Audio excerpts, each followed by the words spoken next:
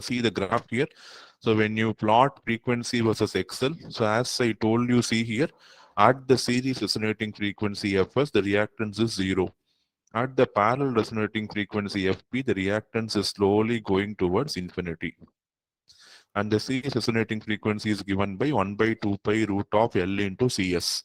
And the parallel frequency is given by 1 by 2 pi root of L into C equivalent, where C equivalent equal to the parallel series combination of CS and CP. Even though CS and CP appear to be in parallel, but if current is going to flow in this loop, the same current flowing through CS will also flow through CP. Okay, the same current flowing through CS will flow through CP. So CS and CP are going to be in series. When capacitance in series, you know C equivalent equal to CS into CP by CS plus CP. So generally CP is very, very large when compared to CS. So practically, when you take this formula, the series resonant frequency and parallel resonant frequency will be almost same. And there is an interesting property here. So when the frequency is between Fs and Fp, the reactance is increasing. So I can use this crystal as an inductor in nature. So between the series and parallel frequencies, the reactance is increasing. You know, only for an inductor, as the frequency increases, the reactance is going to increase, right? So in this region between Fs and Fp, the reactance is going to be inductive in nature.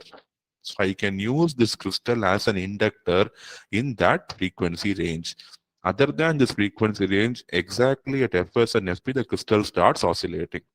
So when outside the range, the reactance is decreasing, so I can use it as a capacitor.